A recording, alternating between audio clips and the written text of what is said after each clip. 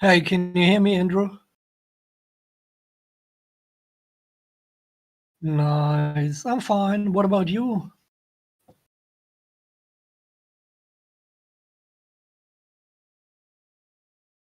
Cool, cool.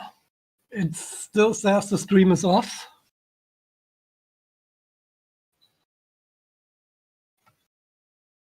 Okay.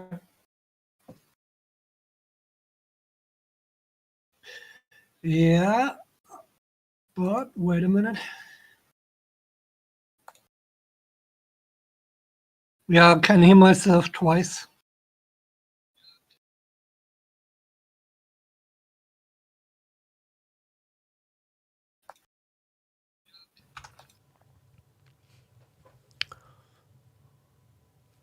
Yo, sup everybody?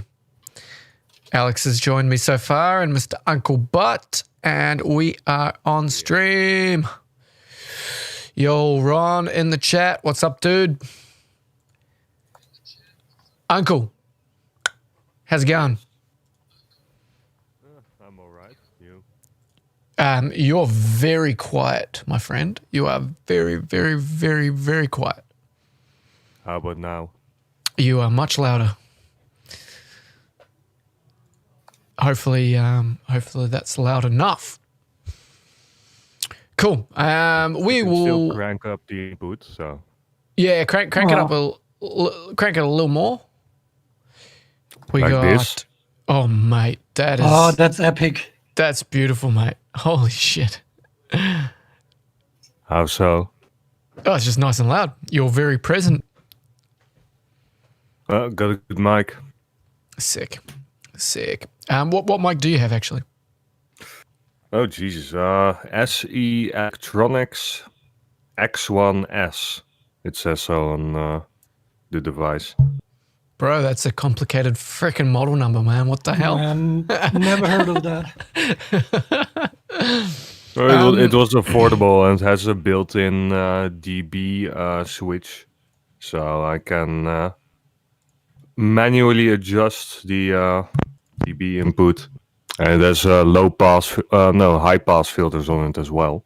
You just got louder. Did you just turn yourself up even more? Perhaps it was on minus 10 dB all this time. You might be clipping a little bit now. It might be just a little bit. How about now? Yeah. Are you gonna need to talk a bit? You're gonna have to talk a bit more than that. I'll just keep it like this, and then people can mute me or adjust volume manually. Sounds good, dude. Sounds nice and clean. Nice. Cool. All right, we got a few people in the chat. So yes, Ron, we've got the Discord overlay on, so we can tell who's talking, which is pretty cool. And then we've got Sunny Place. Yo, Levin Pauls. Yo, I think I just butchered your name. Chutney. Hello, sir. My name is Andrew. You can call me Andrew if you like. I've watched your first series from track to start finish. It was helpful. Sweet, man. Barry White. Who the hell's Barry White? If you're bringing up complicated names, how about Elon Musk's child name? That's a good point. Yo, Baka Noel from Germany. I think I butchered your name. Alex, how do I say that? How do I say that with German pronunciation? That's not even a German name, I reckon. Oh, okay, cool, sweet. I was wondering whether do you call it an umlaut, the A with the thingy above it? Yeah. I was wondering whether it was. Anyway, all good. So, how's everybody's week been? You guys been good? Yes. Yes. Sup. My week was alright. No complaints, I think. Actually, yeah, I did lose a lot of important WAV files. So, What do you mean, man? yeah, I had to reinstall my computer because somehow some sort of virus came through, and then I lost all of my consolidated and sampled audio. So my VA tracks are fucked. Did you download pornography? There's no need to download that nowadays, right? Well, Why Uncle. is that? Thanks for pointing Streaming. that out, Uncle. Streaming power. thanks for pointing that out, Uncle. We got Callum and we got Shep. Yo, Going on. not too much, man. Just had How's, some dinner. how's my level? How's your level, mate? Oh, your level could be maybe a little higher. I'll get next level. Oh, mate, that is the additional level achieved right there. Right. Shep, can we hear you loud and clear? Nope. Your I think there's microphone something is wrong with this. Yeah. yeah. His mic is Mic's always tripping. on, but we do not hear him. Sean, what are you doing, mate? You should be watching us. Oh, there you are, Shep. If you crank that microphone up, it'll be nice and loud.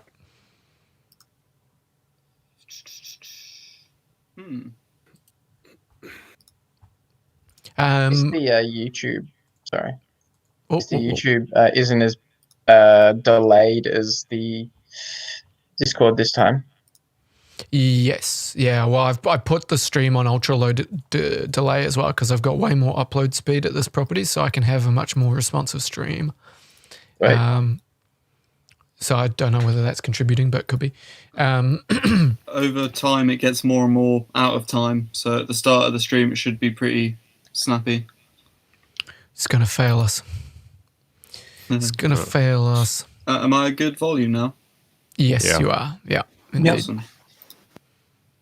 Uncle, but So that freaking microphone you got is really nice sounding, dude. So I had like 2 beers yesterday, so that might also be the reason why. But You've got a alcohol voice. What? today, kinda, yeah. Cool.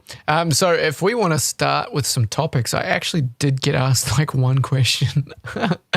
So we could start on that if we want to kick things off. We got a fair few of us here now. That's good enough. Let's do it. Yeah, Shep, I added the little Discord thingy so everybody can see when who's talking. Oh, nice. But But my thing's all screwed up. yeah, your microphone's constantly on. So, but that's all right. People will figure out that that's you. But so I'm going to go ahead and read the question, and then we can let's see whether we answer it. So Galaxy asks this question: for the EDM music that you produce, is it common for you to use acoustic instruments occasionally, or is that something which is rare? In which case, you need to rely heavily on your DAW. I mean, Well, I don't even play any acoustic instruments at all, so I can't answer that question at all. Okay. Is it like recording yourself, or is it like getting samples? Well, I would say, is it common for you to use acoustic instruments? So I would say, do you play? I think this is maybe a question of asking. It could be a twofold question. Do you play instruments into your music at all, or do you at least use samples? So, each of you can kind of give your spin on what you use and if you use them at all. So Alex is saying no completely. Alex is a digital guy. Yeah. Digital Gmon. life. Is there any reason for that, digital? I just called you digital. Is there any reason for that, Alex? Yeah, no, not at all. I mean, I'm not into these real sounds at all. I don't know why. I'm just a digital guy. Death Maybe, to all real sounds. So melodic trance contains piano oftentimes. So do you only use digital piano? Yeah, I use digital pianos. I don't even know how that VST is called. Let me take a look. I occasionally have people play electric guitar for me. Not sure that suffices as analog instruments. Or what was the question again? I It suppose was it is acoustic. yeah. Acoustic. Technically, I would within the frame of this question, I'd call it an acoustic instrument. Yeah. Yeah. So occasionally I have people play stuff for me, and then I use it in my tracks. Yeah. By the way, guys, just while we're answering this, if anybody wants to ask questions in the chat, please do so. Oh shit, there's a lot of questions. Holy shit. Or at least there's a lot of talk. Okay. Anyway, Shep, do you use anything acoustic? Because I know the answer for Callum, so I'm going to get to him because I think he's going to have the biggest answer. Right. Well, Or, I mean, well, yeah. Pressure's on. I don't like play any instruments like properly, like to a high level or anything. But I mean, I tend to program in as much stuff on my like keyboard as I can. And when it comes to real instruments, what I like to do is get like recordings from like normal microphones and like contact mics and things like that, and just record a bunch of different notes at like super high sample rate and stuff like that, and just manipulate them loads. So I do start with a lot of real sounds, but you never end up really hearing them as their sort of source. They just end up being weird textures and or just a wave that I'll rip into a sampler or like or Serum or something as a wave, like wavetable. Okay, sweet. So you do a lot of manipulation of real sort of instruments, and that's like instrument samples. Yeah, I like to do that. I like to do that a lot. Yeah. Do you ever use them clean? Like, or do you always kind of want to manipulate them into something that they weren't originally? It depends. Because I used to make a lot of drum and bass and some other similar stuff to that, and like I had recordings of friends playing like saxophone and things like that. So I would have like a bit like a break in the tune where the actual saxophone would play, and then it would drop into the super low pitched version of the saxophone, which becomes like the bass line or whatever. Yeah. But in Psytrance, pretty much everything has a lot of processing happen to it just to make it weird and interesting. I'm kind of really into the sort of side where it's like there's nothing really recognizable as like a real sound. It's like, I don't know, it just seems more psychedelic, you know? Absolutely. Yeah, I can remember I also made a track like 2 years ago where I had a Turkish ney, I guess it's called, and an Armenian duduk. It's a sample library. Duduk's nice. Yeah, that's pretty cool. It sounds really nice. So Callum, actually, and Emmy's here as well, and I know that Emmy plays a lot of acoustic instruments. But Callum, what's your spin on it? I mean, I haven't been able to completely nail my interface situation, and just technology-wise, it's just like held me back in sort of just getting that low latency of recording guitar in. But recording vocals definitely.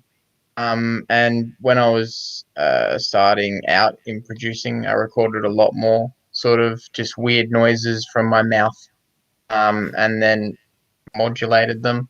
But as of late, I've just been sticking to Psytrance and trying to knuckle down and get better at that. But I will eventually start getting back once I fix my interface. But I reckon it's good. I reckon it's good to have that sort of organic feel. There's something about the sound of an instrument being like when you hear that instrument, it's pure and a little bit like raw at the same time. It's just got a lot more fullness to it in the sound. Have you tried using, like, you mentioned making like weird noises with your mouth and that sort of thing? Have you tried putting that kind of thing into the Psytrance? I mean, I did when I was first starting out. just because I didn't have many samples. So I was like, oh, I'll just be my own sample bank. Yeah. But yeah, I mean, I should get back into it. May I ask, are you working in Ableton? Yeah, I am. Yeah. Okay, you know the tricks about monitoring when you're recording in Ableton? Elaborate, please. Well, when you're monitoring the sound, you even if you're not hearing it, but just by putting inside the channel the monitoring on, you're gonna end up with a huge delay in Ableton, and most of the delay issue when you're recording in Ableton, you just have to monitor off. Put all your channel on monitoring off, and you will have no problems of delay almost. Right. Okay. Like you mean with the in auto and off? Yeah. Yeah. Yeah. Okay. So many people are how can I say, wrapping their head because they have some kind of huge delay, even working with high sample rate and everything like that, and it's because of the monitoring. Just put on off.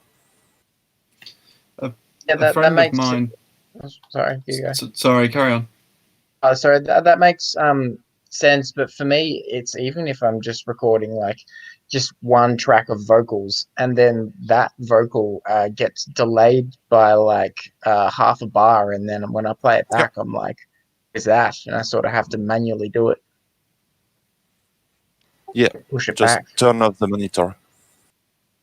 In the channel, in Ableton on the mid side, you have like you put the setting of the audio in on your interface, and then where you send the sound, and you have the option there monitoring. It's off, it's on, auto, or off. And put it on off. Yeah, I thought if it was an off, that it's just I wouldn't be able to hear it at the same time as recording. I know, but you just bypass all delay problems. That's the sickness of Ableton with live working, and that's why most of the studio prefer Pro Tool on Ableton to record. Yeah, right. Just a trick. So you don't get that instant playback when you are recording, though?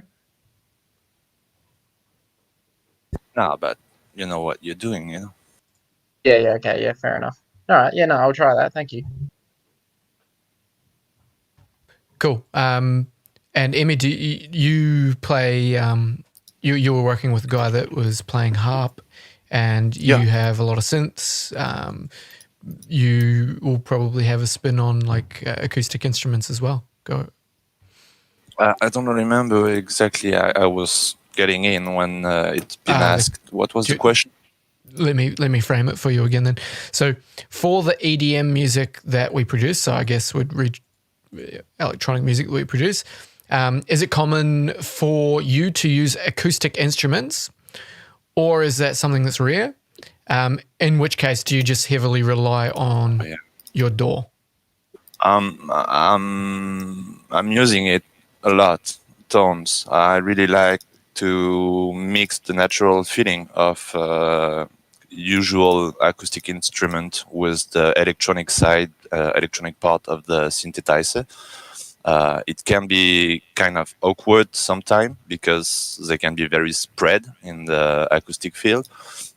I'm playing like Irish flutes, to match them with synthesizer can be very awkward, but just like giving them the same reverb or a small delay, something like that, it can merge very easily. On the same example, the 6-string guitar, I'm playing it a lot. Actually, in most of my production, with the basic trick of the palm mute, it's with palm mute and a delay, you can have very nice basses. You can have a very nice rhythmic atmosphere. It's very nice. As you mentioned, I've been working with an Italian harpist that is playing Celtic and classic harps, and we tend, we used to record it like with microphones taking the sound of the strings. At the meantime, we get the sound of the microphone, the pickup inside the ARPs, because it's electro-amplified ARP. And we even make an overdubbing I make a separate route, and I send the signal of the pickup into an Eventide H9 Max. And we even mix, so we give a feeling of effect with the H9 on the ARP, and we end up, so it's make just for the ARP at the end, it's pretty tough, because we have like 4 or 5 channel just to make the sound of the ARP, but all this combined make it very easy to go through the synth, and I can even make a big kick bass or something like that, and the acoustic instrument really kind of shine actually. I don't see a problem with acoustic instrument. It's more the way you use it and where you bring the sound that will make it match at the end or be something like awkward. Do you feel like when you're able to use an instrument, you have more expressive control than what you do with your synthesizers? Definitely. Well, not really with the synthesizer. It's more about the aspect of real live music, you know, somehow. I can have a backing track and be able, you know, to, it's what I said last week, you never finish a track, you let it go, because when you have this live aspect inside your music, you will always have a different interpretation. We are not machine as instrumentists, so the backing track is recorded, it will be always the same, but your interpretation when you will be playing the live instrument over the backing track will always be changing. The melody, some aesthetic like triads and stuff like that will change. The synthesizer, when you really know the machine, you can grab the sound at any time. That's something you can do once the sound is bounced from the VST and it's set into your track. You know, you have the whole thing, and the only thing you can do at the end, it's mixed with CDGs or something like that, and make a little bit of filter action. Here, when I'm playing with my hardware, you can grab any sound, you know, and tweak it at any time. It's pretty fun. We just had a guy ask another question that I thought was quite good. So Paddy says, hi from Ireland. G'day, mate. If you could only have one soft synth, which would it be? So one software synthesizer. Oof. Some of the guys, Truth Seeker, you said in the chat, but maybe you could say out loud, and Mostly Harmless and Finno HQ, if you guys want to chat too, feel free to join. Yes, Serum is just the best. It's simple, and over time you can make every sound you can have in your mind once you gain mastery over every knob. I would say Faceplant is good as well, but I don't see any need for more than one soft synth like Serum. It can cover anything, I guess. I like to have a Serum mixture is of very different powerful. synths. Oh, sorry, guys. You guys talked over top of each other. Shep, do you want to go first, and then Emmy second? I was just saying I like to have a mixture of a few different synths. I definitely have my sort of main workhorse, and then I have other synths that I use for like particular jobs. If you had to choose one? If I had to choose one, it would be You Serum. have to. Yeah, Serum. Cool.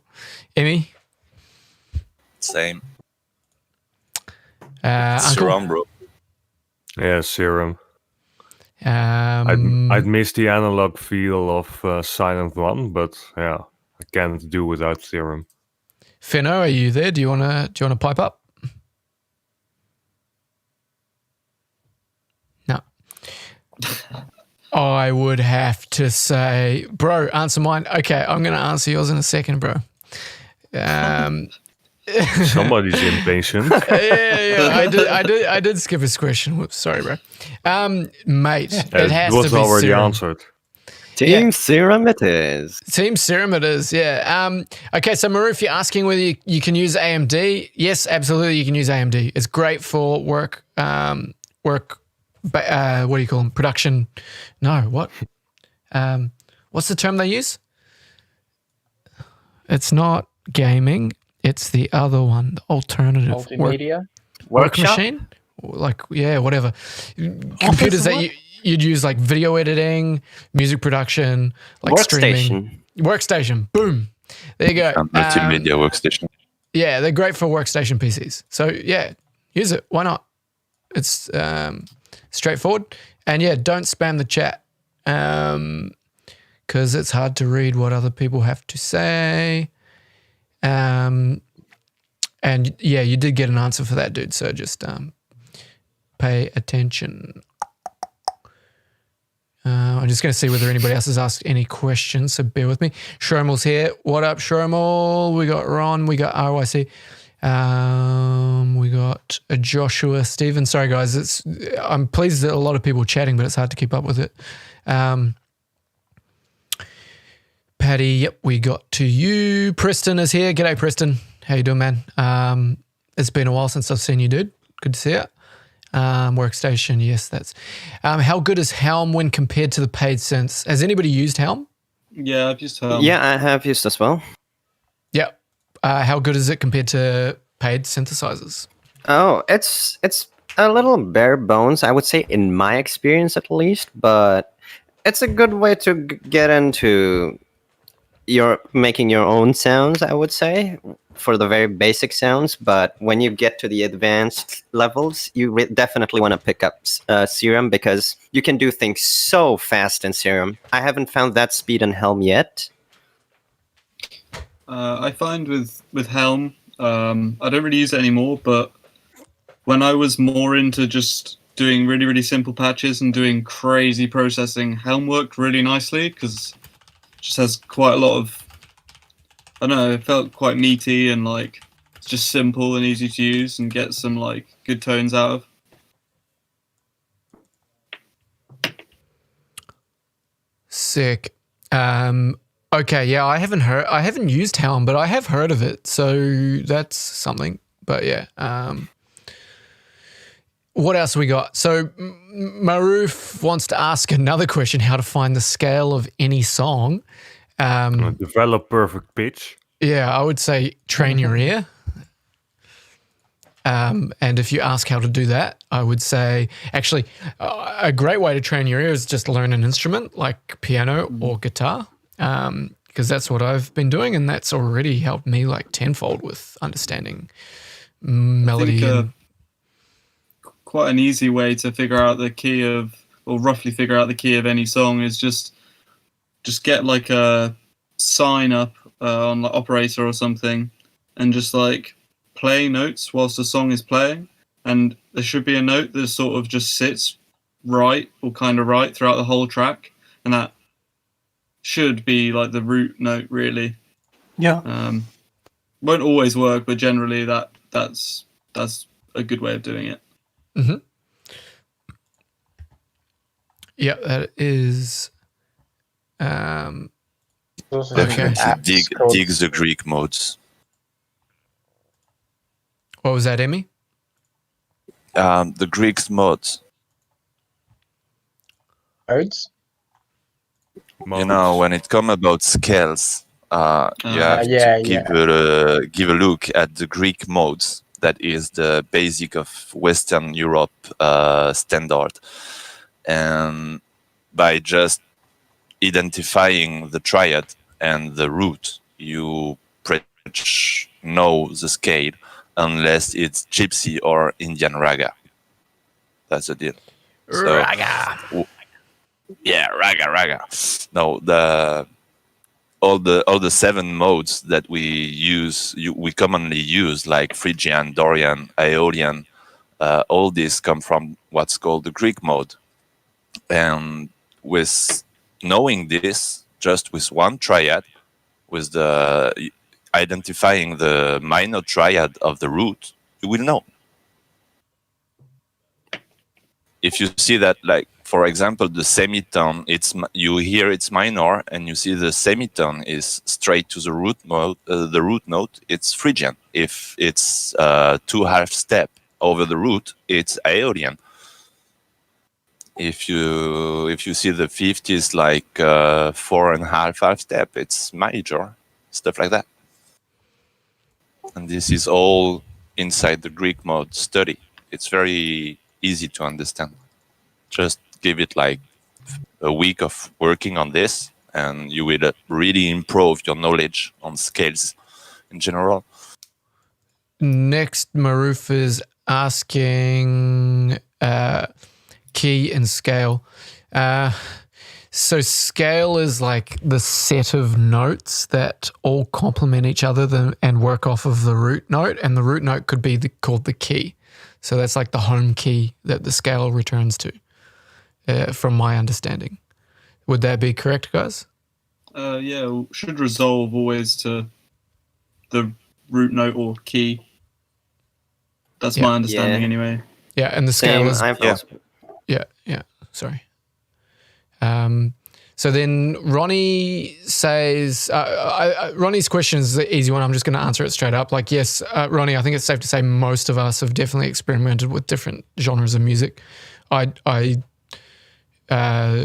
certainly have, and I know that a bunch of the other guys talk about writing different styles. So, yeah. This one's a bit more interesting, though, and I think a lot of people could talk about it. So BLRX asks, how to make your lead sound front of your mix, like vocals. So who wants to chew at that one first? Depends on the track. It's all about the track that you start with, because if you have a fairly minimal track, you won't have to do very much to get any element to come right to the front if you want it to. But if you've got, well, all right, so the best advice I can give is, rather than doing stuff to the sound that you want to come to the front, do stuff to the other sounds that are stopping it from coming to the front. Cool. So my spin on that would be, I mean, it's all about volume balance. If you want something to come to the front, it does need to have a louder volume than the other elements. If you want something to be at the front, you probably don't want to process it with a hell of a lot of reverb or delay, and they're all very standard production answers. But yeah, it's all about the game you play with volume balance. Mixing, yes, you can carve out frequencies and of other sounds and make room for it as well, but I feel like such a huge percentage of it is solved by the correct balance of volume of things, and then also putting them in the correct space. So whether they're bang in the center, whether it's got width or whether it's out to the side, you have to position it properly in the mix. So volume helps position it, but as well as, you're panning. So if you want an element to really be in somebody's face, you're probably going to want it to be, well, the technique that I would use is I'd generally put it in the center of the mix, if it, but then I would be making sort of copies of it that were spread in stereo. So that I would use a similar technique to a vocal to make it sit straight in the middle of the mix, kind of a center, and then maybe a right and a left version of it, maybe using the Haas effect on various, like making a duplication that has the Haas effect on it, to really give it width. And so you've got a solid mono center, and then you're complementing that with a slightly lower volume stereo duplication of the sound. Yeah, there's lots and lots of ways that you can really bring shit to the front of the mix. Yeah, a little bit of EQ and maybe as well, because, maybe your frequencies is clashing with each other. Yeah. Yeah, making I'd first make space for something which I'd want to have in front of the mix. When that space is made, just volume. And if you feel like there's something lacking, then you can indeed, like Andrew said, either add more stereo layers, or you could take the vocal sample, compress it heavily, and layer that into the mono vocal. There's all sorts of ways to change the sound in such a way, like either taking away frequencies or adding them in order to get it as thick as possible. I think it's genre related as well in some Yeah. cases, because in psytrance, I don't know if you have to put so much effort into your vocals. In a pop genre, it might be different, I guess. Yeah, this is what they do in for pop. sure. I'd say though, like, just try to get stuff right with like volume and things first, because if you don't have the sort of balance of volumes quite right, you might think you need to do lots of EQ and other things, but actually it just needed to be a little bit louder or something like that, or something needed to be, a little bit quieter just to make way for it. Yeah. And then go in with things like EQ and, other. Yeah, volume but is in general, it's still very useful to make the place in the frequencies. Even if EQ is not the only answer, it's a very powerful tool to use. If you Well, I really think- want something, Yeah, I mean, another thing that could be said is like make your tracks more minimal, because if you have in your mind this idea like the lead fills this frequency spectrum, the pads fill this part of the frequency spectrum, the hats fill this part, everything falls into its own place anyway. So there's already room for things that you're making. So if I've got a main lead playing, and if I have a lead that's going to play along with that, I'm not going to have it play over top of it, right? So both of those leads now have their own space to work in, and I know the leads will be positioned at this particular part of the mix, or like this particular volume in the mix. So, as you gain experience, you start to gain a sense of like what the track actually needs at any given moment. And if you're stacking lots and lots of sounds on top of each other, you're always going to run into mix problems, because you're overcrowding parts of the frequency spectrum that just you're going to lose definition, because you're not going to be able to make everything defined and crisp. Or if you do, you're going to end up like really spending a lot of time like overproducing.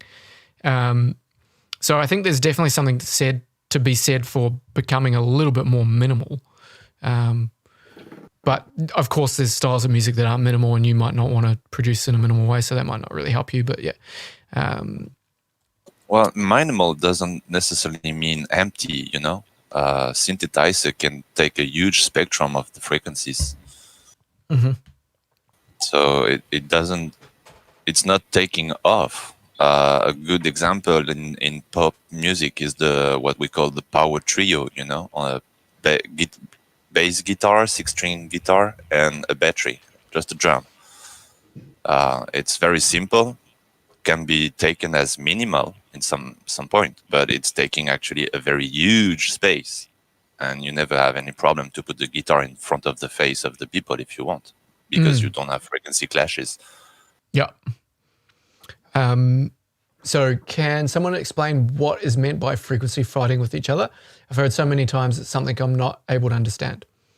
Well, yeah, I mean, if you've got, let's use like two guitars, a lead guitar and a rhythm guitar, and they're both playing. Guitars have a very electric guitar has a pretty similar sort of spectrum of sound that it fills, even with different tones. Generally, you're going to be having a lot of content from, say, 150 hertz up to maybe like 6, 7, 8,000 kilohertz. And you're going to have the two sounds constantly overlapping in the same frequency range.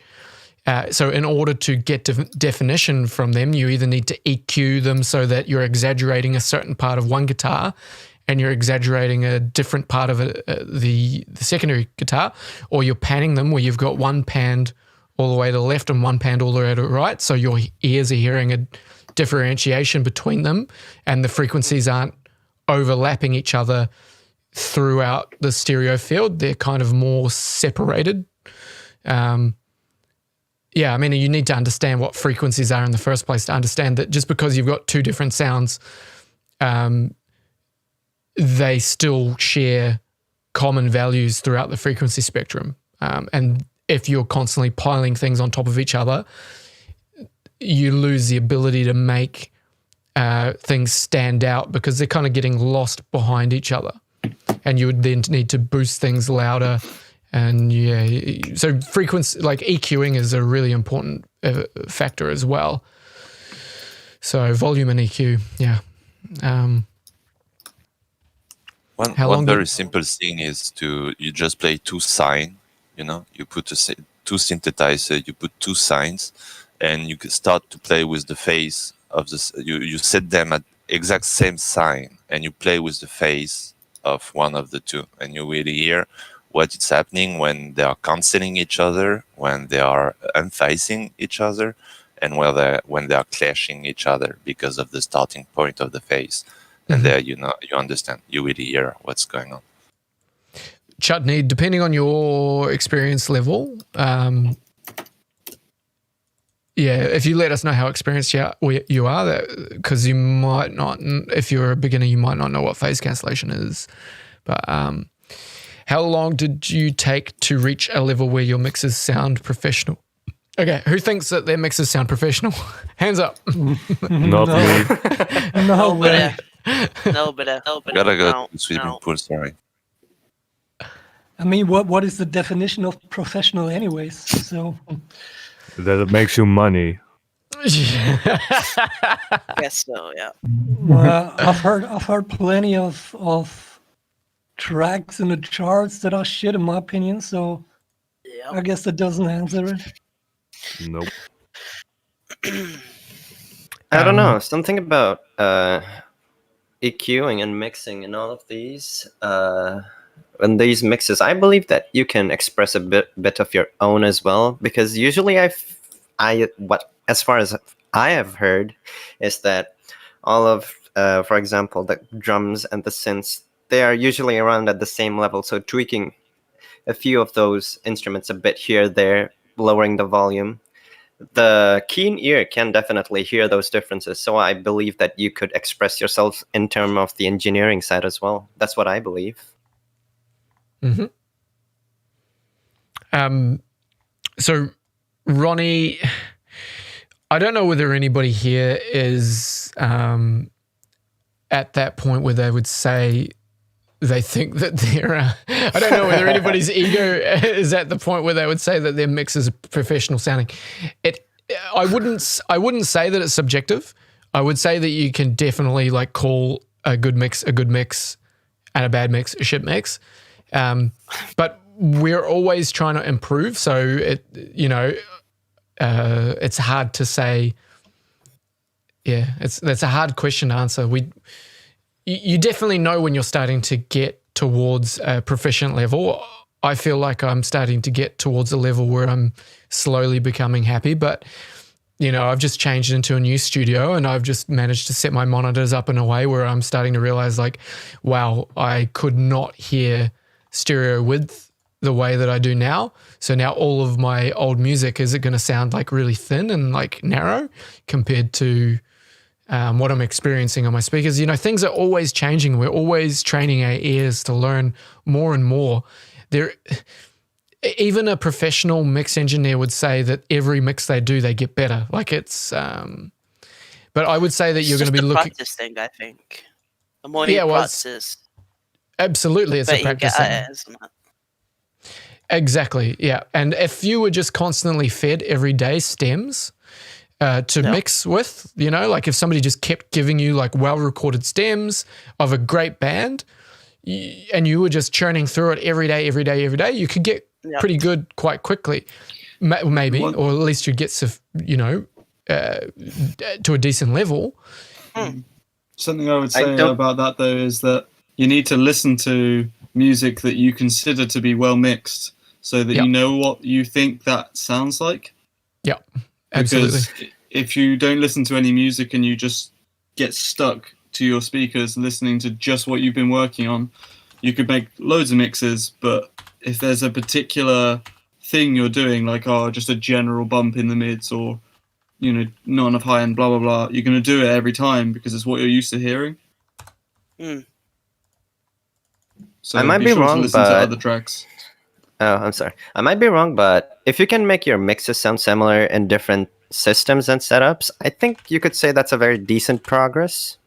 Yeah. Yeah, I agree. Yep, that's a good way to put it. You don't have to forget that we have lots of different hats in this.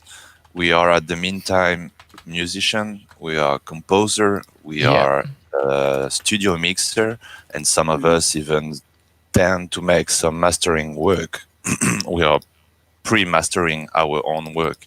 So in the industry, most of the time, as it's been said here, it's all belonging to one person. You have you used to, sorry guys, to have the musician, the interpret.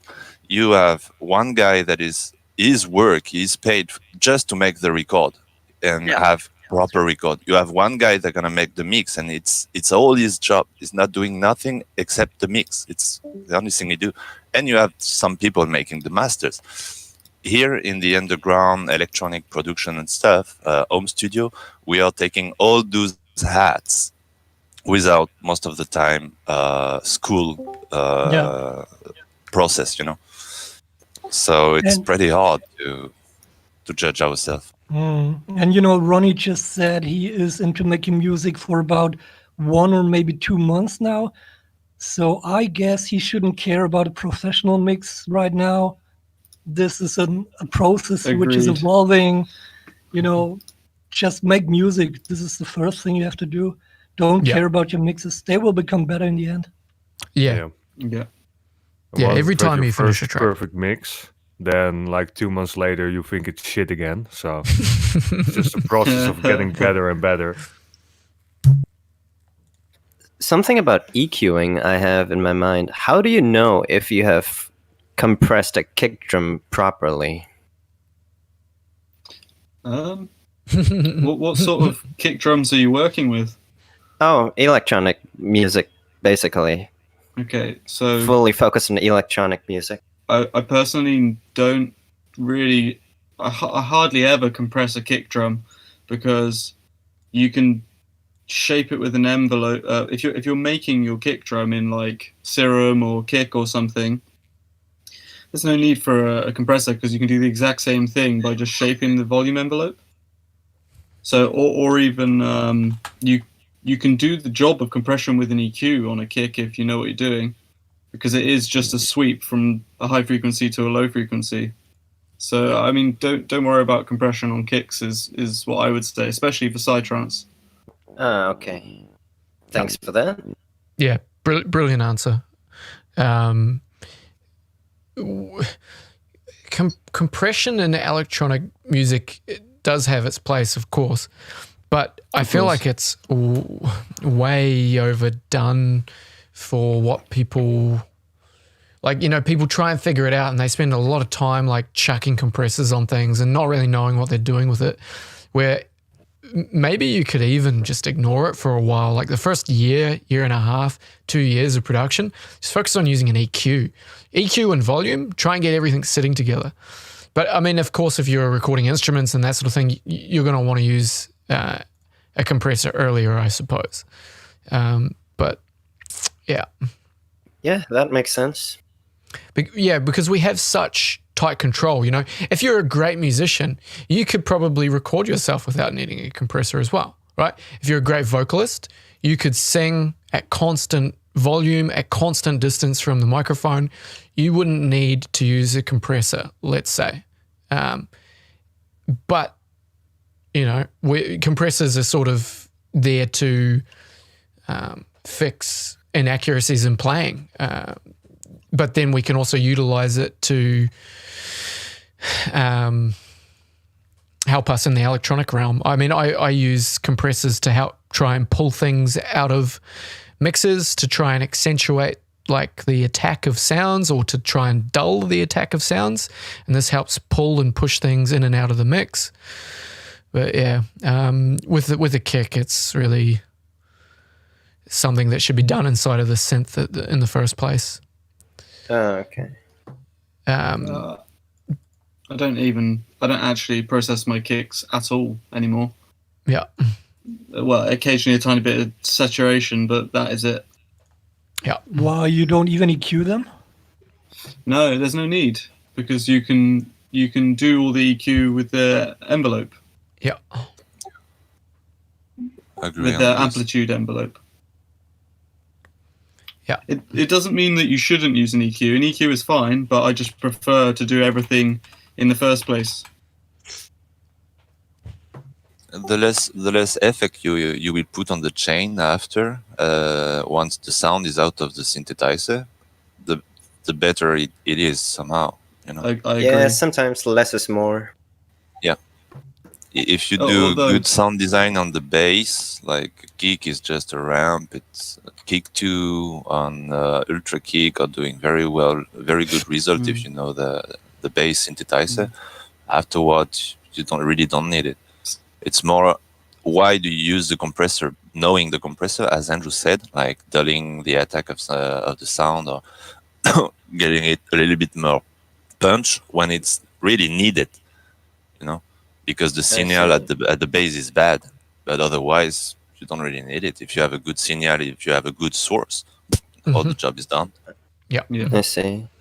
There's another question if I may ask. I've heard things like this kick is tight or this bass is tight. What does that mean?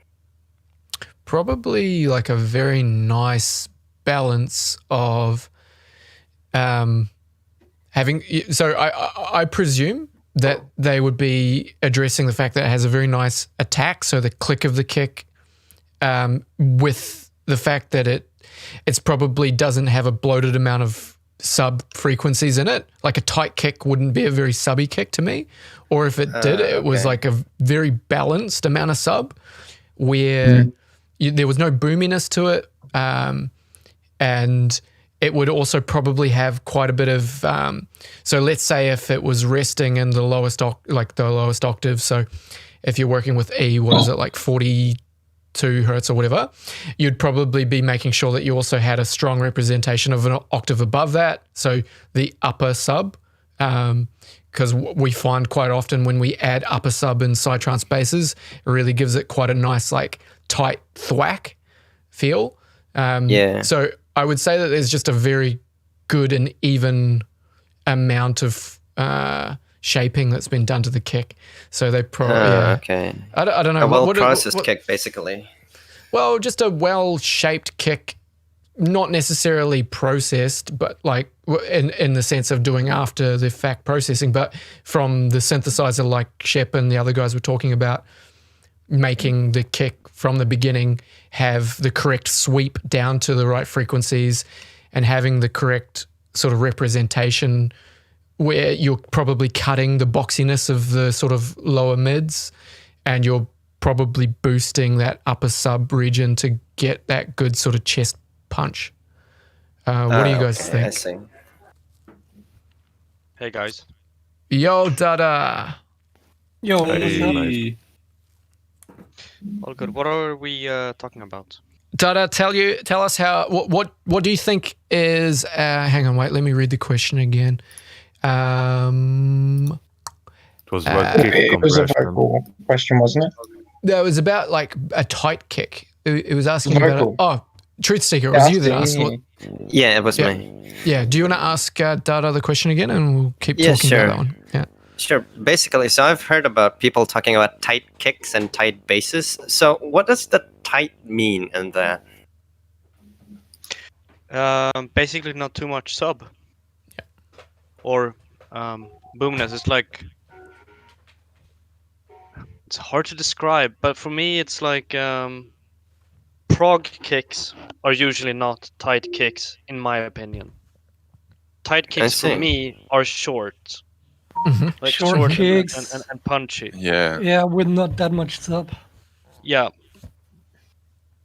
small Okay. release. but it's very. I would say that like expressions like this, like a tight kick and bass, or a muddy track, or a very bright sound in general, like these type of descriptions to describe a sound is, I've come to realize that it's very subjective. What I think see. tight might not be tight for you, or so that's why I want to emphasize that it's, in my opinion, that's how a tight kick sounds to me, if that makes sense. Okay. Yep, it does. Yes, sick. Does anybody else have... DJ, Oh, sorry, go ahead.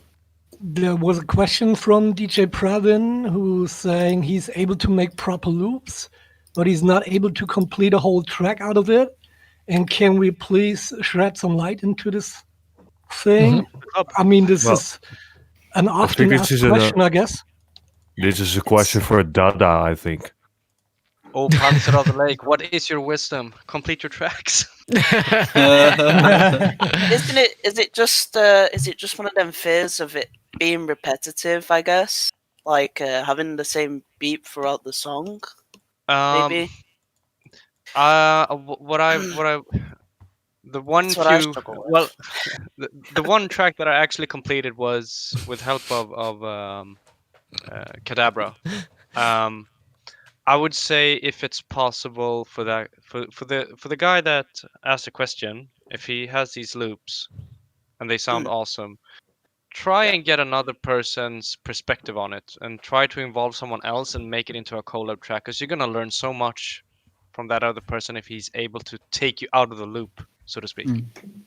Another thing that's might be a good idea is just go and do something else, because if you've heard that loop so many times, It's gonna kill you. you're just dead to it. So you might as well do something else and come back, and you'll be like, you hear it with a fresh pair of ears and a fresh perspective. Yeah. Yep. What I You like could to also do use with reference tracks.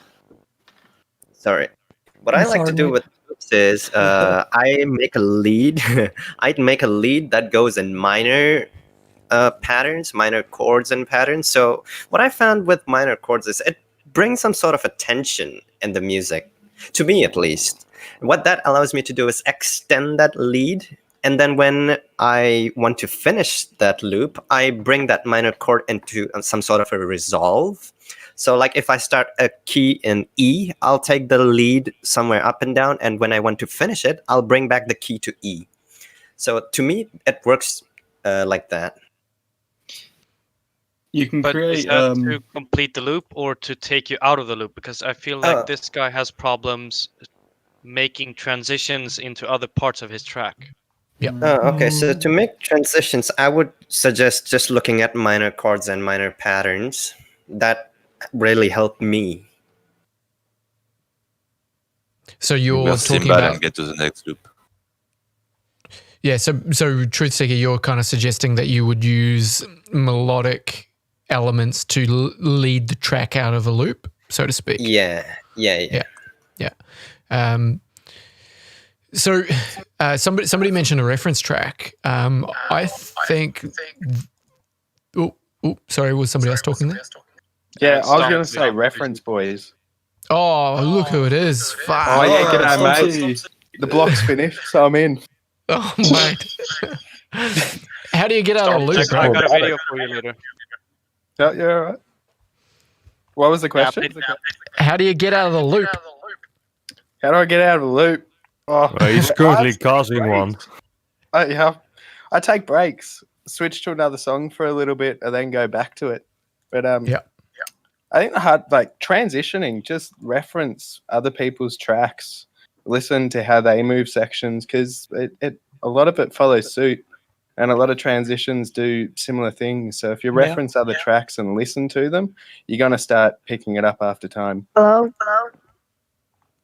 Yep, perfect. Greetings. Who we got there? Some low frequency. Some low frequency. Some low frequency my user. voice. Low frequency. Cool. Uncle Butt you should get an SM7B mic, because that would make Why? you sound like, I don't even know, like super demigod or something. Super high frequency. I just need to find some sort of way to connect like manipulator to my mic, and then I'll just turn down the pitch by 12 semitones. Oh Bro, my god. You would Add make some my reverb. fucking the floor shake, bro. Jesus. Can you please take my questions, sir? Sure, sir. Can someone please help me with EQing? I've heard that the frequency should not be reduced more than 3 to 4 decibels.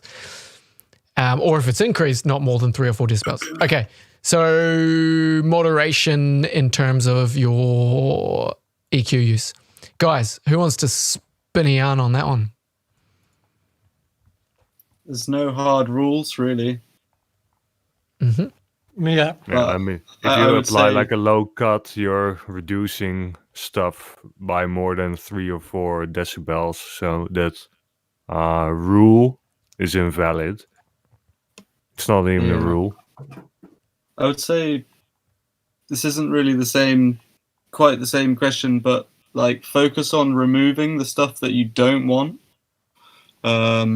rather than just trying to bring out the stuff that you do want. Especially because it sounds like you're probably a beginner. I would say just focus on finding the frequencies that don't sound good and pulling them out a bit. And to start with, just pull it out as much as you think it needs to come out.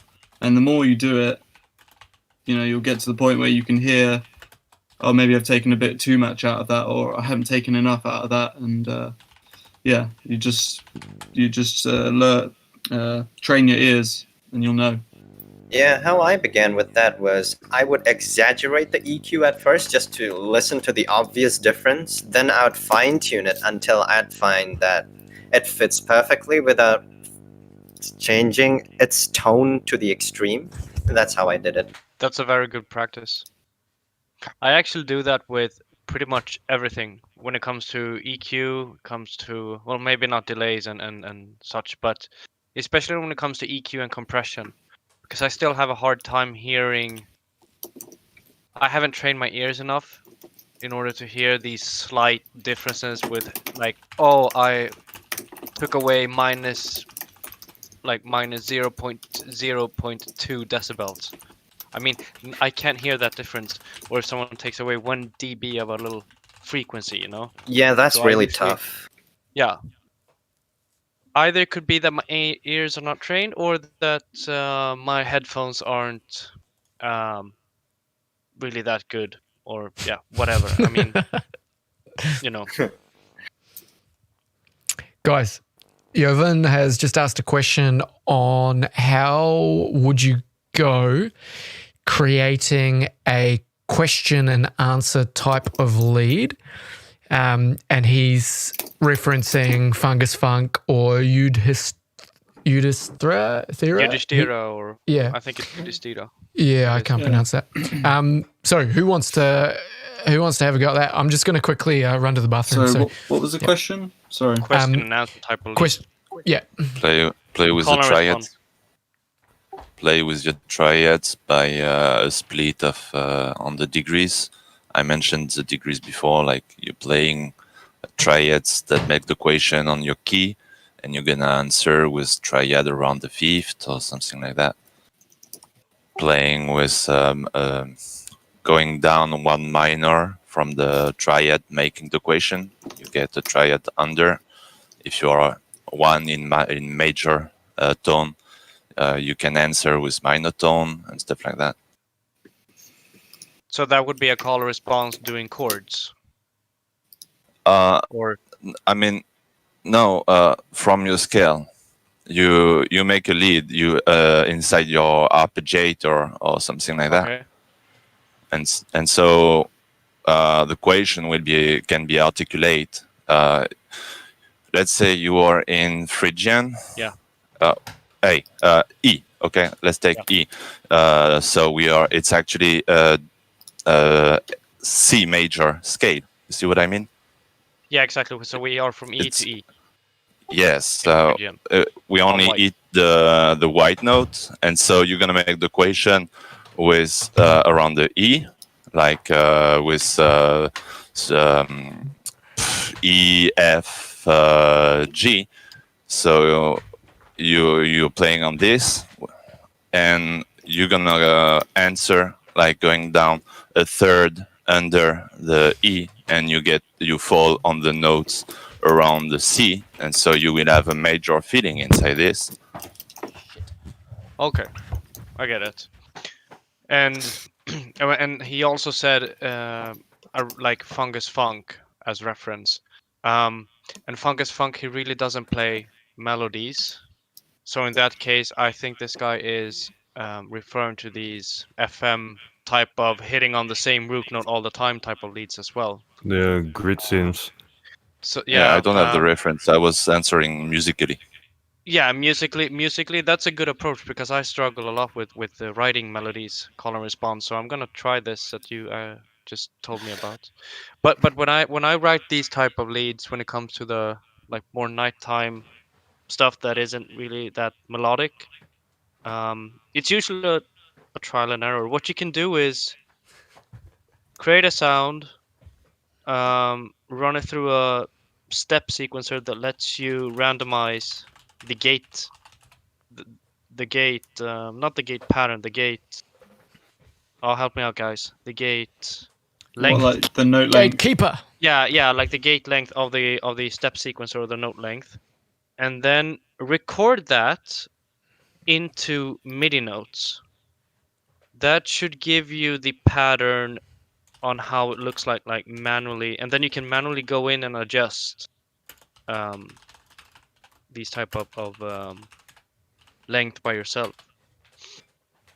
If that makes sense. You should drop your video on that in the link. My video? Yeah, didn't you do one? Did I? Oh yeah, I did. Someone did a gate length video recently and put it on. I made a video. So maybe you should put that in the chat. Oh yeah, it's now remember. It's the let me see.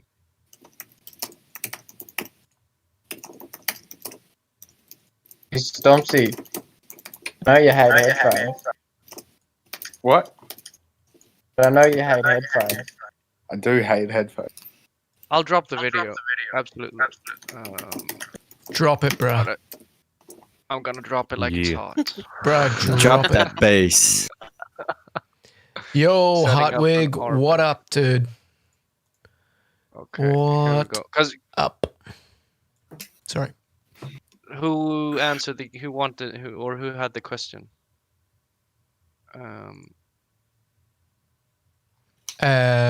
What the question and response?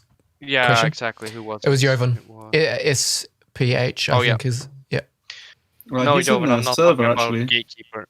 yeah. He's Watch from this server. video that I linked to you. You Because guys you're should gonna check out record. Joven's music, by the way. He sent me a track the other day and I was blown away. Really good. Send it. Post it in the chat if you can, Jovan. I think you can post links, or maybe it's disabled. I don't know. Or put it in the feedback thingo.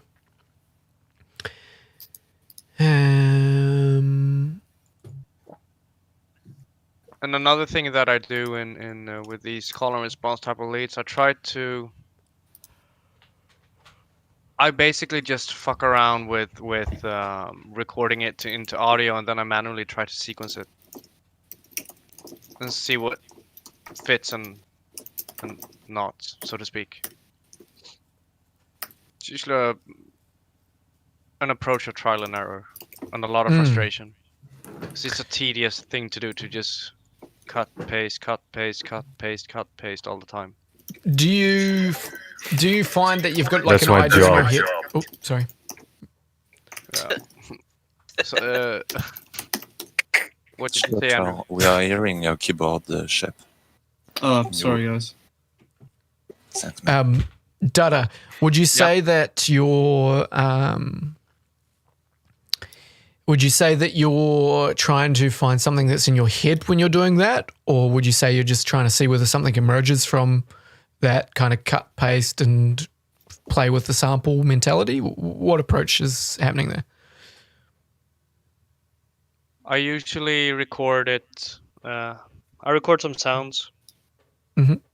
And then I try to find small little sequences inside of those large sequences, like small loops, because I usually map it to a MIDI controller, and then I manually like run with the cutoff or the macro knobs or whatever I mapped it to. And then I try to find these bits and pieces inside the sequence, take some out that sounds good on their own, and then I try to combine them with other sounds from other sequences, and then I try to see if they fit together, so to speak. So I don't have any like plan in my head like this is exactly how it's going to sound. It's more of a random output, if that makes sense. Yep, completely. Okay, if people, Ron's asking a question about linear phase EQ. Which scenario would you use a linear phase EQ?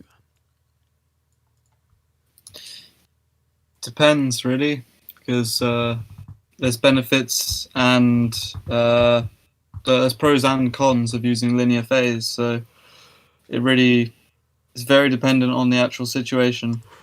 Because, well, the reason we use the linear phase EQ, we all know why we do that, or should I explain?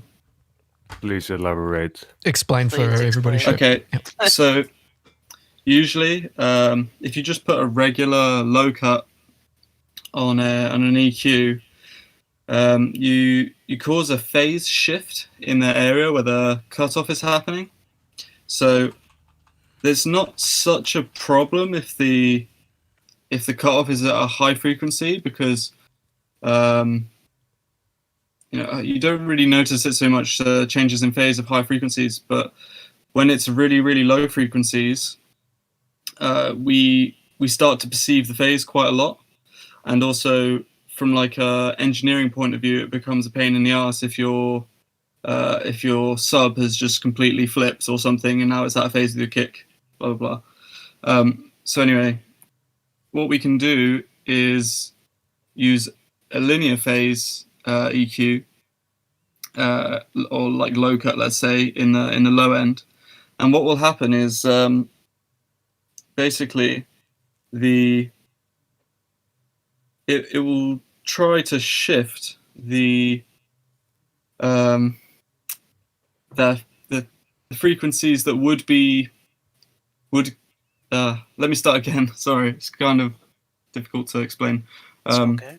So usually you get a shift in phase, so that with the non-linear EQ, you would have had your sub effectively happening slightly later, like kind of like a little bit of a delay.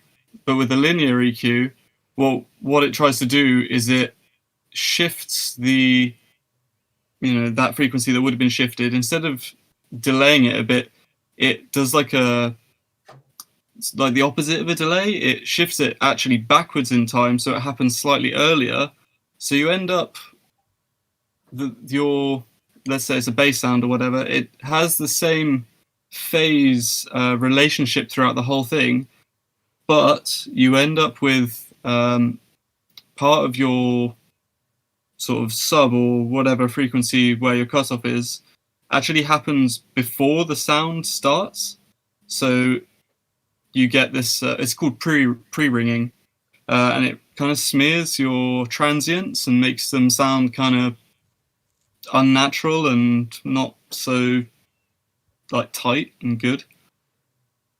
Yeah, I tried my best to explain, but it makes sense. Funny concept. So with that in mind, does it really make a difference in the low end? That little fucker of a, sorry for the swear word, of that pre-ringing effect? Because I honestly can't hear that effect when I do linear phase EQ. Monitoring. to be honest, like it depends on what you're. If you can listen to it in a treated room, like when I work at the studio, like not my studio but the proper studio, you hear stuff like that in a big way, and it makes things like kick drums just really lose all their power. Well, to me, it does anyway.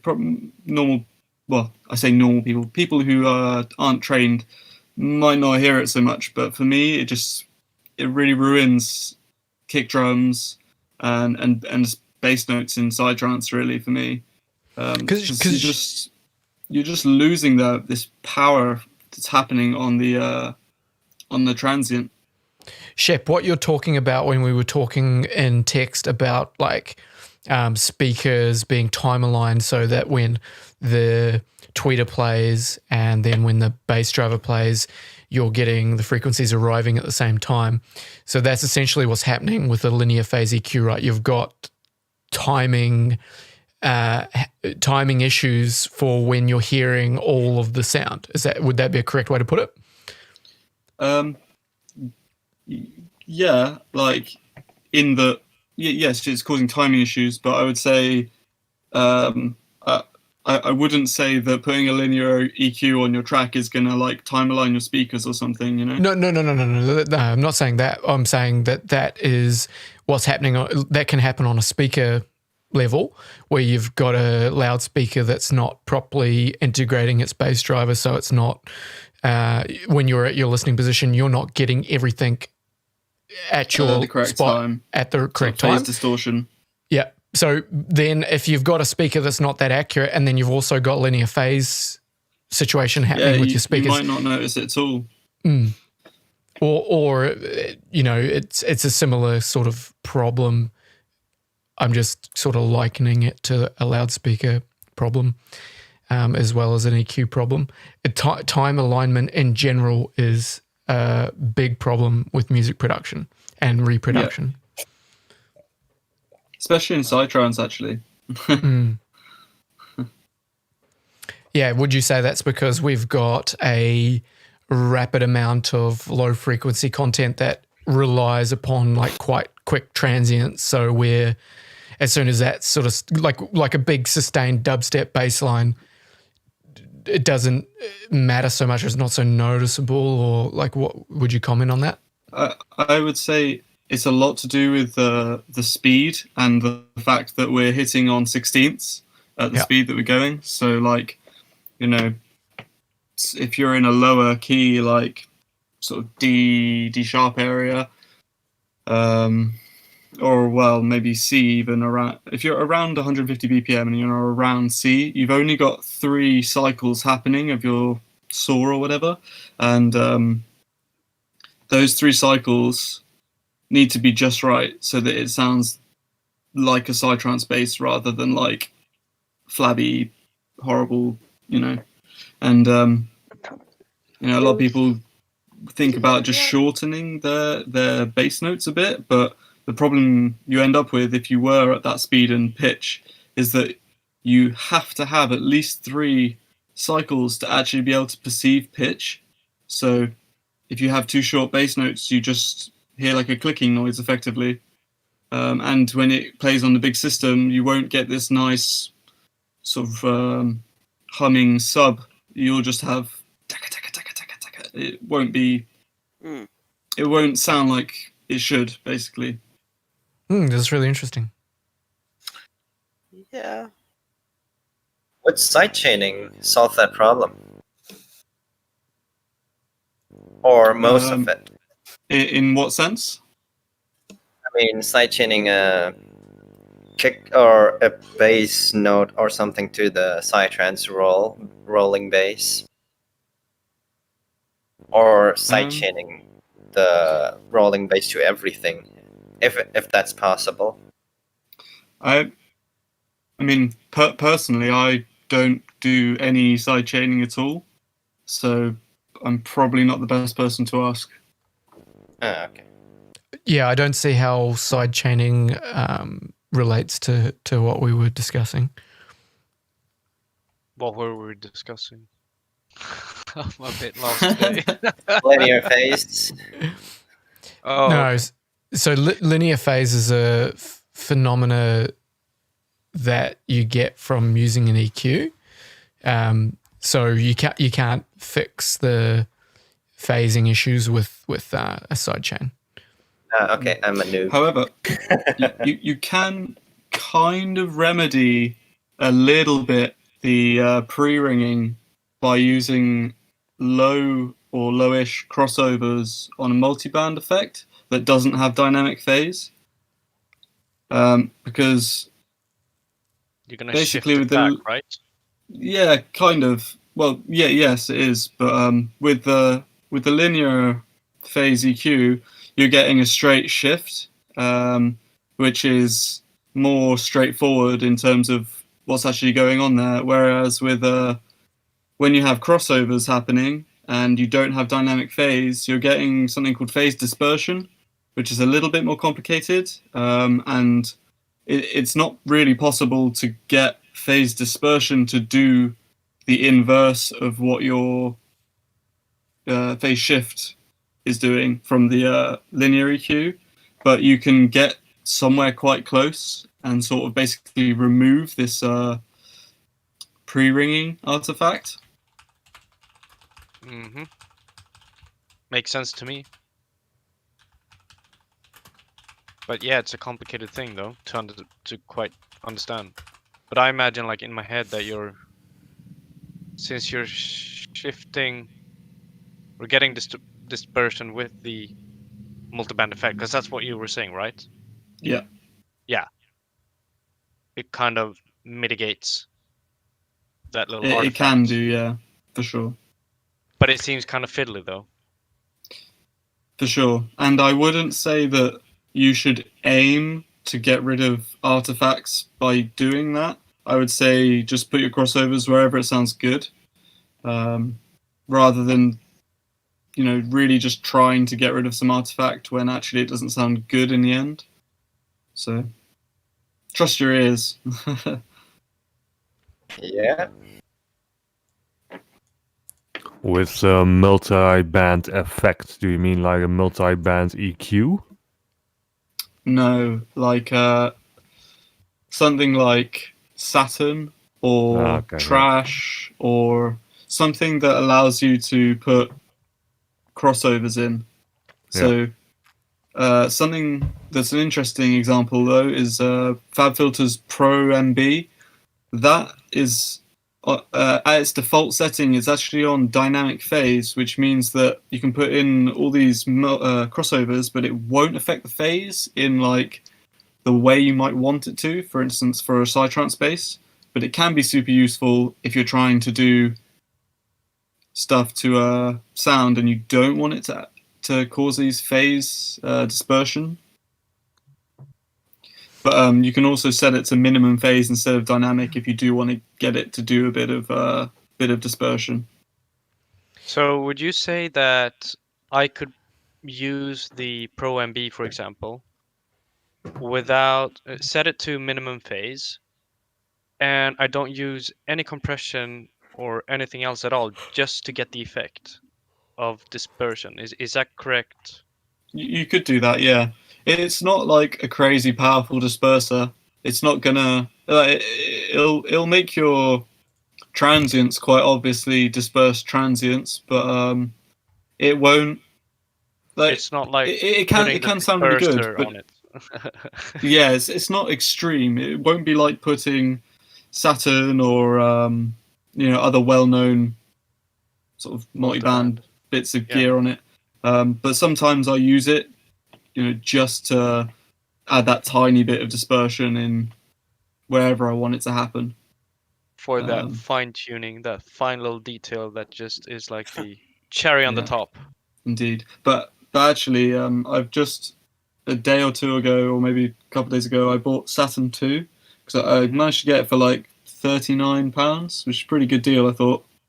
Nice. And I've switched over to Saturn 2, and I've basically ditched all my other multi-band stuff, and just that's all I'm using now, because it's just new, and like I just feel like it's amazing, but I think it does sound pretty damn good.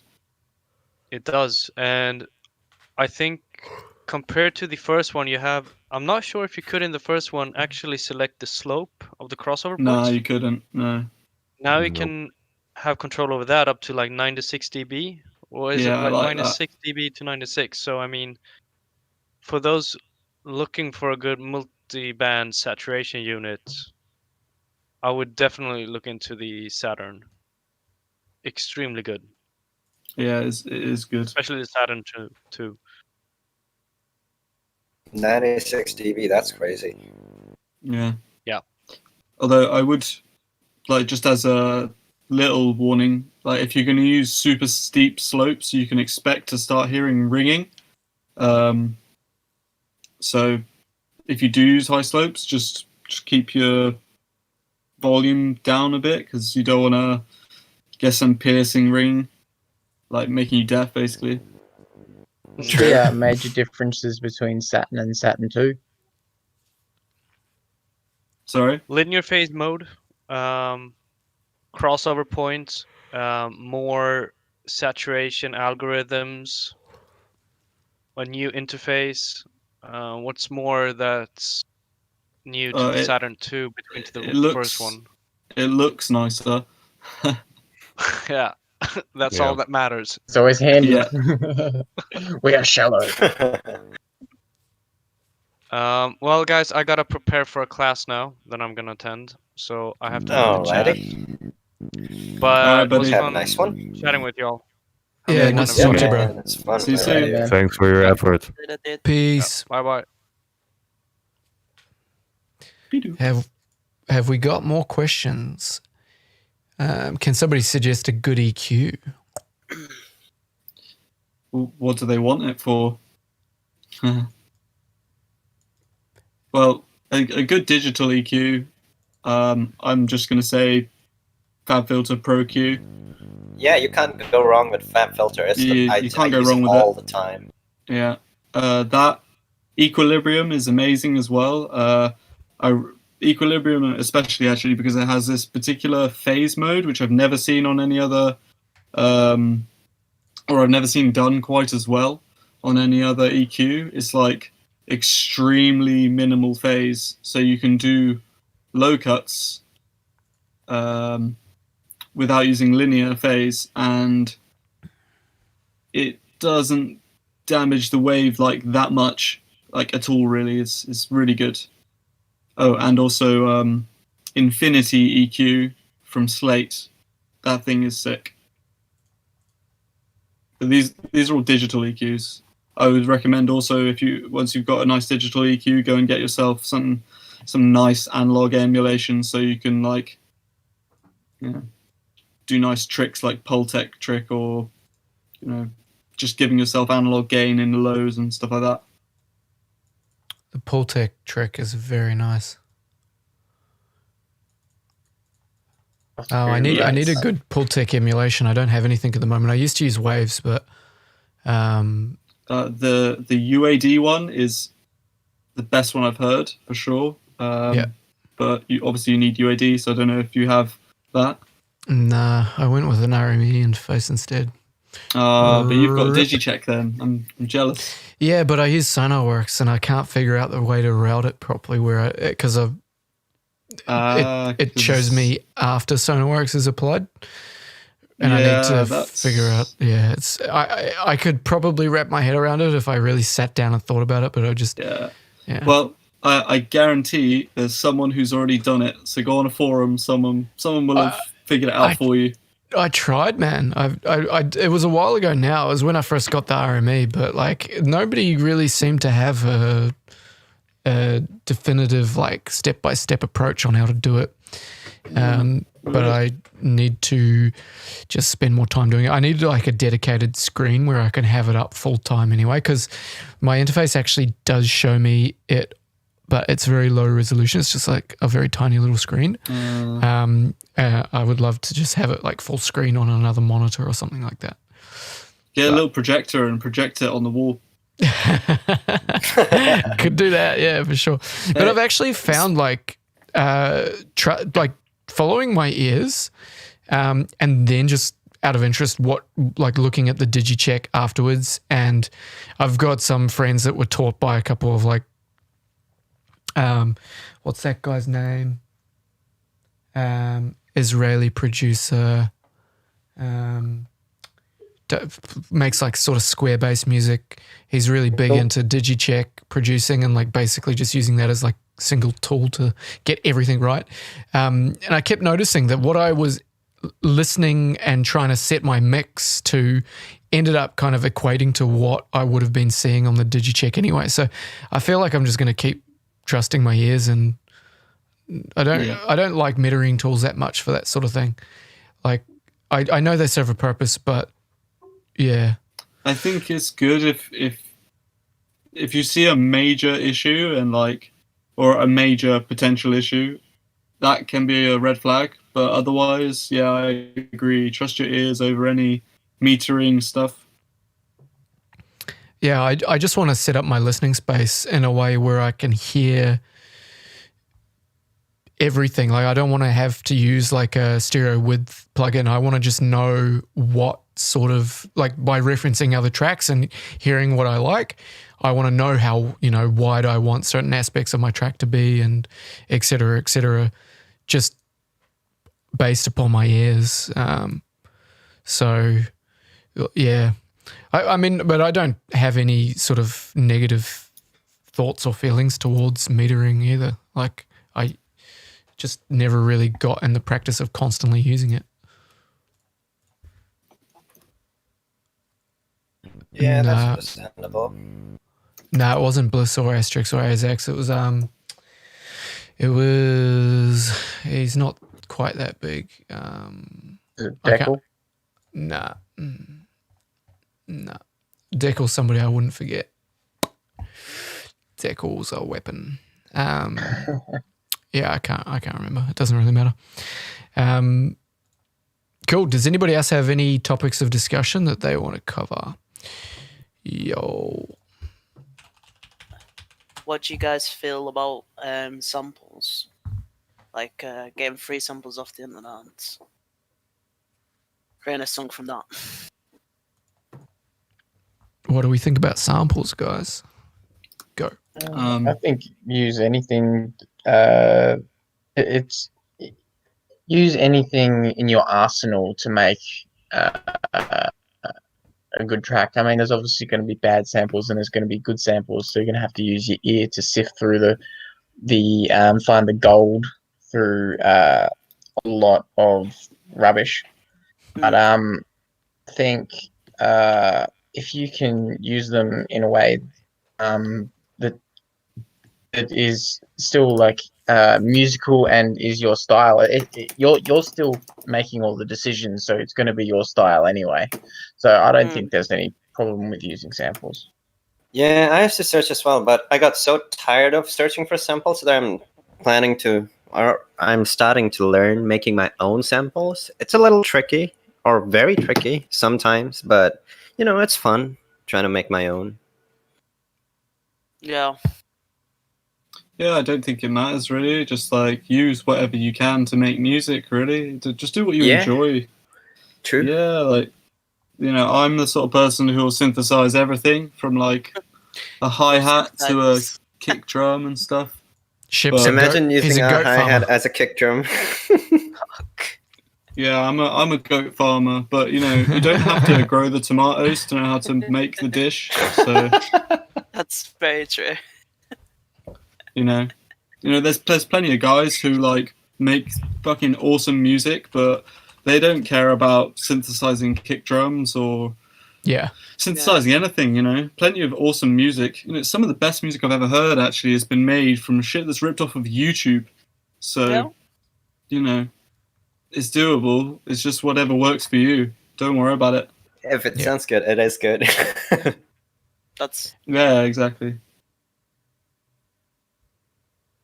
What's our call on kick-based group processing, and do you prefer compressing them together or would like to parallel process rather than the group? Shit, man. I've chased my tail with all of this sort of shit for as many years as most of the rest of you. Sure. Dude, it's I'm starting to get to the point where I just don't really think compression on kick and bass individually as well as group is gonna be what makes the sound impressive. I could be wrong, I probably am wrong, but I've not ever finished with a compressor or any like over a group and thought like, wow, that's just taking it to that level I could never achieve. I do use a couple of tricks with glue compressors to like pull transients, but I don't know whether they're actually more of a detriment than a positive right now. I don't know what a lot of professionals are doing to process their kick and bass the way they do, but I have a feeling that they use super minimal processing, and most of them use samples anyway, and they don't even process the samples. So that's true. Yeah, it I really think it is. depends like on the sound as well. I mean, I've been in the studio for like tutoring or like tuition with a couple of pros, and it seems to be that like for instance, this one guy I went in with, and I really envy his kick and bass. It's really nice. He went absolutely crazy on processing the bass, and he didn't do much to the kick at all. And then he did go pretty crazy on the group as well. And then this other guy who I went to see, he didn't do really any processing to speak of on the kick or the group. He just did the usual multi-band bits and bobs on the bass, and that was it. And where I sit with it is I don't do anything to my kick. I do stuff to my bass to get it nice and chunky. And then on my kick and bass group, the only thing I ever put on there from like apart from creative stuff, like filters and things, the only thing I ever put on there is right at the end when I start mixing the track. I chuck on like usually a Slate desk emulation, which is basically it's doing extremely small amount of RMS compression or VU compression, whatever you want to call it. But it's virtually not doing anything, but the gain that you're pushing through it is giving your kick and bass like a nice, tiny little bit of grit, and it's not super noticeable on its own, but once you've got all of your channels with this tiny bit of analog grit on it, it kind of brings your track to life. Well, that's how I like to do it anyway, but like super tiny amount of it. Yeah, I also believe, to me, what I believe is music is a form of expression. So I think you can express in terms of processing as well. So I think it really depends upon where and how you want to make those sounds sound. Of course, you want to keep it clean, but at the end, it's up to you and how you want to take the sound into.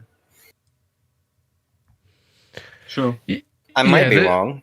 I mean, well, my response to that would be that there is like a standard that has like a bar that's been set, I suppose, in the way that and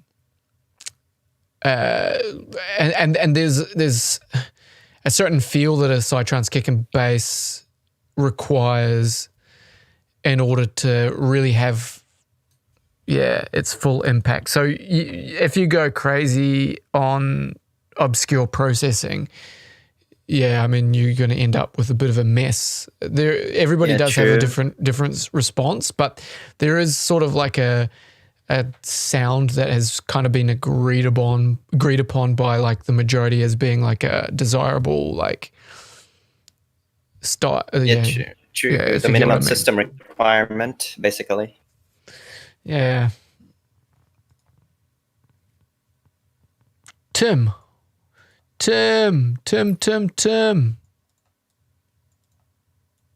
Nice. Pultec. What do you think? That Ignite Amps one is pretty good. bro, it's good to see you, man. How you doing? Yeah, Sicko, I'm going to check this out. I'll give it a try.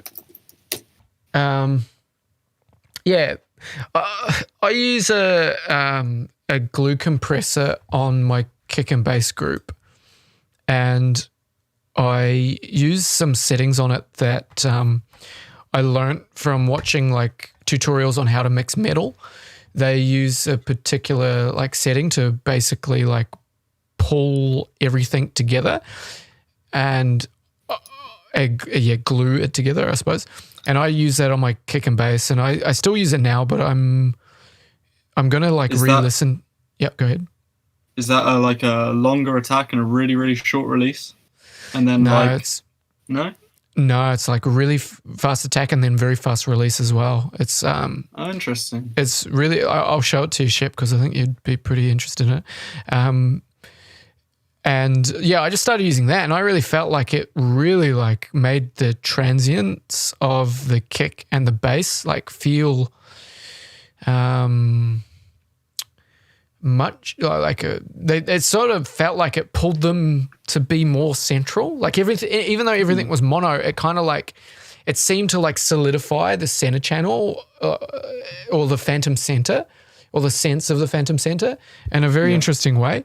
And so that to me was like a piece of processing that I was like, fuck yeah, I'm going to keep using this. But it also like makes the, not just the very initial transient, but like the sort of first, the sweep of the kick, like it feels like it tightens everything through down to the sub in a really nice way as well. Yeah, I'm gonna see. Do you ever use a compander? No, what's that, man? Compander is like it's two words slapped together. It's compressor expander. Okay, yeah. But for instance, yeah, go ahead. Like OTT is a well-known compander, but there's one called FGX by Slate. I used to use that on kick and bass too, and that what you're saying that glue compression thing is doing sounds like the same job that I used to do with that FGX thing. Yeah. Yeah, I'm interested to try that glue compressor thing out. Yeah, I'm just going to open up a project here and tell you the settings. I haven't produced in so long that I've forgotten what I was using anyway.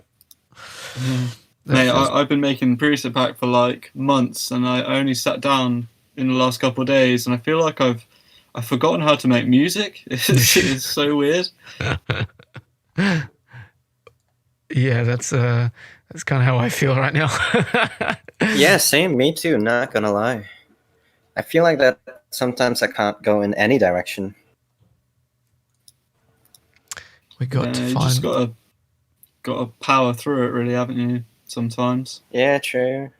Yeah, I don't believe in creative block personally, so I don't feel like it's that sort of problem. It's just that I haven't really exercised that muscle in a little while. So. Yeah, that. I would say though, if you're not enjoying it, then that's probably why you're like having creative block. Like, yeah, you just need to do something so it's fun. Yeah, sometimes. I did notice that in me. If I'm not enjoying, I don't feel the melodies developing. I noticed that the most when I'm at the most productive when I starting to really get into the melodies and the patterns and the chords. And then the song develops by itself. I don't even do anything, honestly, at that point. Yeah. This track I loaded up, I don't even do it on. But give me a sec. I'm going to open the glue compressor and I'm going to remember. I just can't remember the settings of it off the top of my head. So attack is 0.3. Ratio is 4. Releases as quick as it'll release, so 0.1. And then you use the side chain so that you're not affecting anything under 200 hertz, or at least it's not being triggered by anything under 200 hertz. I'm really sorry, mate. Could you start again? Yep, yeah, sure, man. Yeah. So attack at 0.3. Yep. Ratio at 4. Release at 0.1. and then you'd use your side chain so that anything under, say, 200 hertz won't be triggering the glue compressor to respond. So it's just responding to transients. And then you would pull the threshold down until you're sort of starting to push like 3 or 4 decibels of gain reduction, and then make sure that you make up for any lost volume, and then A/B that and see what you think. Yeah, there's a artist who I worked with, and he did pretty much the exact same thing. He said 4 or 5 dB of reduction with the pretty much exact same settings as like golden sort of thing. But something to be aware of. Are you using the Ableton glue compressor for this, or? I use I've got both the glue by Cytonic. You got the real thing, nice. Yeah. But if you use the native one, or for anyone out there using the native one, make sure you right click it and press over sampling, because you're going to get aliasing going on with your kick and bass, and your lovely tops of your transients will turn into like a, well, you might not notice it, but for people who know what aliasing sounds like, that's what will happen to your tops if you don't use the oversampling. Shep, inside of the glue, you've even got like oversampling. So real time would be 44.1. Real time times 2 would be 88.2. What would be best? Because obviously my sample rate in my DAW is set to 44.1. You're using 44.1, so then it doesn't matter if you use 44.1, 88.2, or 192, whatever a double 88 is. As long as it's a duplicate or like a double, it's always fine.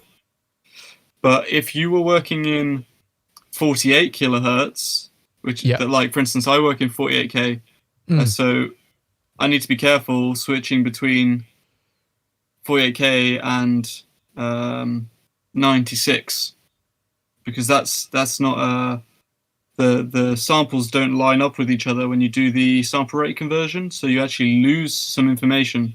Okay. And also some of the information just gets really screwed up. So as long as it's a double, you're fine. So in my case, I'd use 88.2. Yes. Yeah, sweet. But if you have speakers that go up really high frequency, mind out for using higher sample rates, because do you know about Nyquist frequency and things like this? Very, very loosely. So very basically, loosely. If you're working at 44.1, then the maximum frequency that can happen in your DAW is like 20, just above 20, yeah. Yeah, but if you're working at 88, that's where the filters are, right? Oh, sorry. Yeah, kind of. It's I don't actually know the ins and outs of it, but I just know what happens. Okay. So if you're working at 88.2, then the highest frequency that would come out of your DAW would be 44 point something. Yep. Okay. Yeah. So sometimes music can sound like super pristine and like nice, but other times it can be like, oh shit, this is really piercing, because the high frequencies are like not what I thought they were. But it is good to work in a higher sample rate, because you're not getting this phase smearing happening along the top of your spectrum, which you might not be able to hear anyway, because a lot of people are deaf there. But yeah, I feel like I should go through and up my sample rate to 48. I've just never gotten around to it, but I want to sort of test it to see whether I can notice anything. I notice a big difference with 48K, and what's super useful is that when you when you sample things and you chuck them in you chuck stuff in the sampler and you go up a few notes and you just got all these artifacts. Yeah. Well, you can go a lot further with if you use a higher sample rate before you get any artifacts. Right. Okay. Yeah. Yeah. Because I heard that it's great for sound designers. Like they use higher sample rates because they're pitching. And yeah. Cool. I've got like hundreds of gigabytes of Foley samples and other things, recordings in nature that are all at 192K, so that I can just, convert them to 44.1 or something, and suddenly the sound of a deer has turned into like 10 minutes of crazy drone or something like that, Yeah, sick. So it's kind of time stretching when you're doing the conversion. Is that right? Effectively, yeah, because it's if we do 44.1 to 88, or 88 to 44, there's twice as much information in there getting stretched across half as many points. I get you. Yeah. So it becomes twice as long in time. So you don't lose any quality at all. Well, I mean, you're technically halving the sample rate, but if you started in 44.1, then hey, have you played around with pull stretch before? Like, I fucking love pull stretch, man. Yeah, I really enjoy love it too. telling people about it, and then I mention to them that they can bounce out billions of years of audio, and they're like, "Oh, well, what a great idea!"